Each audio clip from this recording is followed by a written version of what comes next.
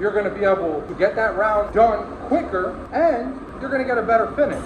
It's very, very, very, very important to pick and order when you come in here with paint. The best way to get this done as fast as possible in terms of the application. What's going on, YouTube? Today, I had an idea to make a video about what it takes to be a pro painter in 2025. The topic of today's video, workflow, because I'm sure there's a lot of people doing things in a way that's slowing them down. And if you're not working in the most optimal order, there's no shot you're going to be a top painter in 2025. All right, so obviously the first thing you want to do when you got your car or your parts in the booth is get your paint code, which I got. This is Alexis. The code is 1L1. After you get the code, you want to clean your panels. So that's what we're doing now. I already wiped everything down with Prep-Sol. I'm just using my water cleaner. If you think you know what comes next, drop it down in the comments right now. Chances are you don't, but I'm sure some of you out there do. At this point, I'm pretty sure the majority of painters would go ahead, throw their color code in the computer, get their chips, and go find their color. But that's not what you want to do right now. What you want to do now is note, what do I have in the booth? Do I have any plastic parts? Yes. So you know you're going to need Bulldog, right? Let's do that. Let's throw our Bulldog in our cup. We got our Bulldog ready to go. Now, let's put our color code in the computer, which I took the liberty of doing. We have 1L1. Now, I know what variant this is, so I don't have to check chips or anything. You would not want to check your chips right now. The whole point of putting your color code in right now is to get your ground code. So we see G6. So what are we going to do? We're going to take another cup, throw it on the scale, and go to undercoat, G6. How much do we need? 4 ounces is probably more than enough. So I'm going to mix that up. EC85, we need 69.6. EC87, we need 124.9. All right, grab our hardener. We're using EH392 because it's hot out. Actually, today I could probably use 91, but I got this in my hand already, so we're gonna go with this. 149.6, grab our reducer, 166.3. I usually always over reduce this a little bit, unless we got a lot of body work. Then I won't over reduce it. All right, so we have our Bulldog and our sealer. This is what you do first. Let's head in the booth, start laying this down, and I'll explain why. Okay, we're in the booth. First thing we're gonna do is go in our Professor lab coat here, grab our tack rag. We're gonna use a little air with our tack rag, get these plastic parts ready for Bulldog. Then we'll go ahead and tack down our hood with a little air. We're getting our hood ready for our sealer because we're going to be blending 2 fenders here. Now you have all of your surfaces prepped and ready for their Bulldog and or sealer, and you're in the booth with your Bulldog and your sealer ready to go. Now, when you apply Bulldog, you always want to make sure, obviously, that you get full coverage. But what I do is I like to hit my edges really good, because the last thing you want as a pro painter is your assemblyman coming to you telling you he chipped this or chipped that, and now you got to repaint something. And you can't be a pro painter if you always got to be repainting stuff. Now, the whole reason why you want to get your Bulldog and your sealer on before you check your color chips is because your sealer's going to need at least 15 minutes to flash off, is it not? So why would we waste time checking our chips and getting our color if our parts aren't even ready for color yet? You got to have that blender in hand to be a top painter in 2025. What I'm trying to say is, while your sealer is flashing off, in that 15 or so minutes, you could be getting your color and mixing it while your sealer's flashing off. You have to use time wisely to be a top painter in 2025. So now that we have this on, now we can get our color chips, find the best match, and mix our paint. So that's what we're gonna do while the sealer flashes off. Okay, we're back in the mixing room. Now, even have to take into consideration things like cleaning your gun. When is the best time to clean your gun? Well, right now, because this has hardener in it, you're gonna wanna clean it now. I usually blow it through like this, stick my little, I gotta be careful there. There's a bunch of guys here. Anyway, you saw what I did. All right, now we'll stick this in here, clean it. You always wanna brush that air cap, and you don't wanna just go up and down, you wanna push against it and go up. You want these little fibers to get caught in there. Then I'll do this from the front. I'll blow it in there, make a little mess, run most of it through, leave a little in, grab a rag, empty the rest out on my rag. See, so red, rojo, es them, azul, es mi. Rojo, see, blow it through, right? And then once it's done, I'll wipe my gun off, and that's good to go. Now we'll mix our color. So we'll go back to main layer here. Now, like I said, I already knew what variant I was going with. This color here, I'll show you guys. This color actually didn't have any chips, right? So normally it would say where it says color tool, it would tell me where to find the chip for all these variants. There's no chips here. I'm painting a 24 Lexus RX right here. I see RX 2024, that's my variant. Now, should I do a spray out and check this? Yes, I should, but I know the car, I know this is the variant, I don't have to, but right now is when you would take your color chips, go to your car while that sealer's flashing off, get your variant, come back and mix your paint. You don't want to start mixing your paint and checking your chips before you put sealer on the car. You're just wasting time. In that time, your sealer could be flashing off. By the time you finish mixing your color, you're ready to apply it. So I'm gonna mix my color and we'll get right back in there. All right, now by the time you get back in your booth with your color, your sealer should be all flashed off. Now, in my experience, the best way to get this done as fast as possible in terms of the application is getting that coverage on your first coat out of the way. I should mention, this is the fastest way that I found without having to sacrifice the quality of the job. Could I put a bunch of really light coats and just sit there drying it with my air? I absolutely could.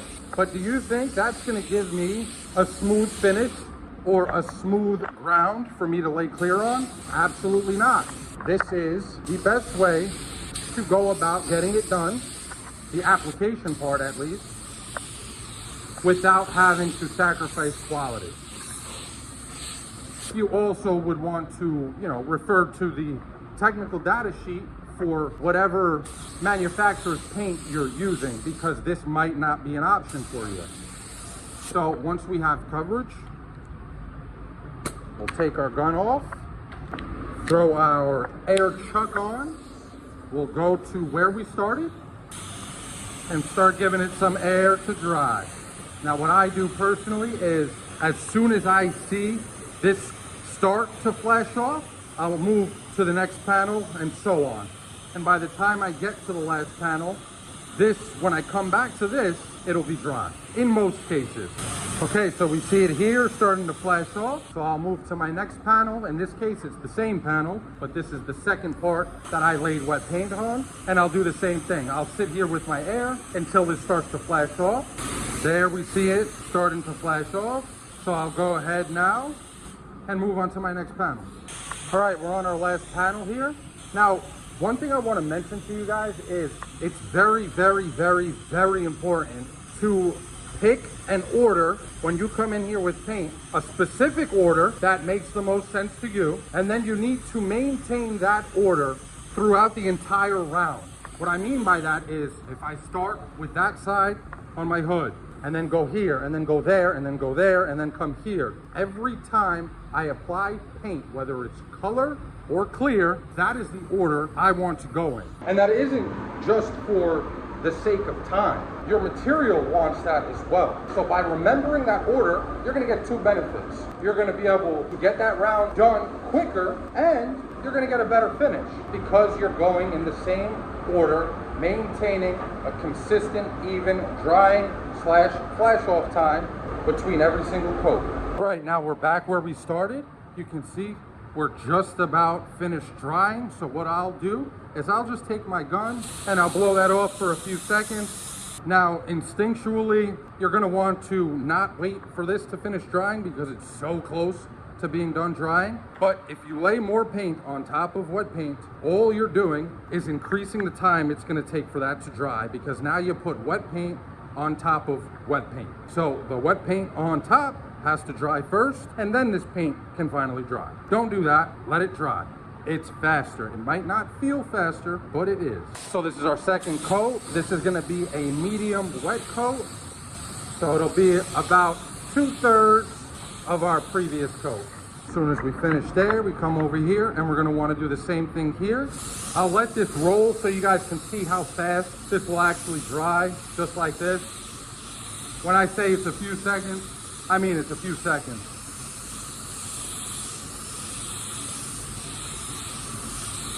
So this method obviously works for me with the paint that I'm using in the conditions that I'm spraying in. This might not be the perfect method for you in terms of how I went and just started blowing, and as soon as it starts flashing off, I move on to the next one. You also have to take into consideration how many parts you have in the booth.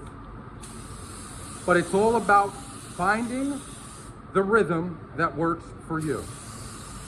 This is mine, and I'm just sharing it with you guys. All right, that's all flashed off.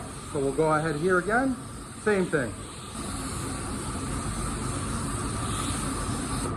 And I'll continue the rest with these 3 parts, and then I'll pick you guys back up for the next part. And now we're gonna go do the same exact thing we did before. Throw our blower on and blow this until it starts flashing off, and move on to the next panel that we painted. So I'm gonna go ahead and do that, and I'll pick you guys back up for our drop coat. All right, we're ready for our drop coat, and you're gonna find things are a little different on this coat. But do you see how when we came back to where we started this time, our panel's completely dry? We don't have to blow off, finish drying it. We don't have to waste any time. Since we went lighter, it's already all dry. Now for our drop coat, watch what I do. Obviously first, I go ahead and I apply it. And then what I'll do, I'll turn my pressure back up. I'll sit here for about 10 seconds or so, just blow drying it before I move on to the next panel. Now, the reason I dry right after my drop coat is because it's a very light coat. It's gonna dry very quick. And the next step is clear coat. And I need to make sure that my paint is dry before I put clear on. And obviously, the whole point of everything we're doing in here is to get everything cleared and baked as soon as possible. So if I can make sure by the time I'm done applying my drop coat that my parts will be completely dry by the time I go in my mixing room, mix up my clear, and come back in here. Now I don't have to wait with the blower. I can just go directly into applying my clear. And the sooner I get to applying my clear, the sooner I can bake, and the sooner I can get on to the next round. And that'll be one round closer to being a top pro painter in 2025. Okay, so before we head back into the mixing room to mix up our clear, we just finished our drop coat. If we come back to where we started, you can see that's completely dry, that's completely dry. This is 90% dry, and the other stuff is right around the corner from being ready for clear. Back in the mixing room. Now, being that our stuff is right around the corner from being ready for clear, would it make sense for me to waste time cleaning my guns with just base coat in them right now? Absolutely not. Instinct tells you clean your guns. That's not the most optimal way to get this round done. So we're gonna take our guns, we're gonna hang them up, we're gonna pick our poison for clear. You guys already know, I'm going with my BB1. All right, now we're going to find our clear here. Got my clear, we're gonna mix, I'm gonna mix 14 ounces. I usually like to mix more than I'm gonna need. This way I see what I'm left with, and it'll give me a better idea on how much I'm gonna have to mix for my second coat. You can't be a pro painter, a top pro painter in 2025 if you're in here just wasting material. Got our clear in the gun. Guess what we're gonna do? We're gonna maintain the same workflow order. Start on this side of the hood, work our way over there, start with our parts on the left, work our way to the right.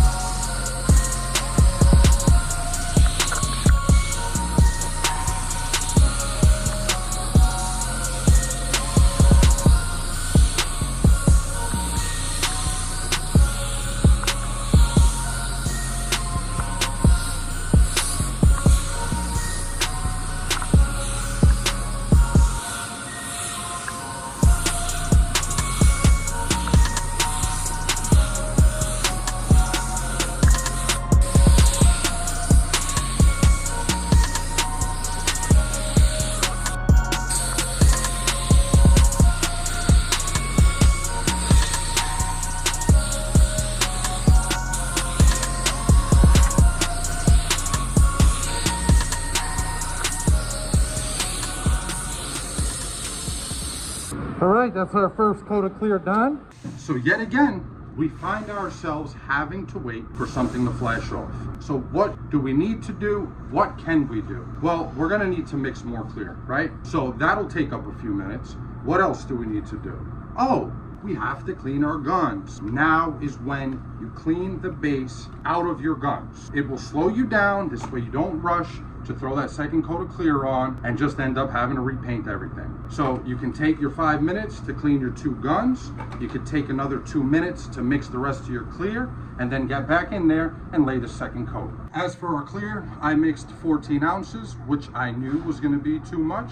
We have 5 ounces left over. That means I used 11 ounces. If I have 5, I need 6, but on my second coat of clear, I move a little slower and kind of pound it on. So instead of 11, we're gonna do 12. So I'm gonna mix 1 extra ounce of clear. Then we'll get back in there after we clean our guns and get this job done. Now, I don't wanna waste your time and make you watch me apply another coat of clear. So really quick, I just want to say, I hope you guys don't let that tip about waiting to clean the base coat out of your guns in between your clear coats go over your head, because sometimes all you need to do is keep your hands busy. This way you don't rush into the next coat of clear and get into trouble. Anyway, I'm gonna finish this up. I'll show you guys the finished results in just a couple seconds. All right, I just finished putting on our second coat. Now this is the way I do things. If you guys do things differently and you think your way is better, definitely drop it down in the comments below. I'm always open to getting better. Or if you saw an area that slowed me down that potentially could have been quicker if I did it another way, drop that down in the comments below. Without further ado, let's see how this job came out. All right, maintaining our workflow from the same area we started. Here's what we got. This hood came out exceptional for whatever reason, I don't know, but this is like a 10 out of 10 paint job right here. I see like 2 or 3 specks of dust in the whole thing, and it's like glass. I shot the MC161, by the way. Anyway, if you guys get any value out of this video, if you were entertained, or if you think I potentially helped you get one step closer to being a top pro painter in 2025, please consider leaving a like, comment, and maybe even subscribe. It means a lot to me. It helps out the channel a bunch. Until the next time, peace.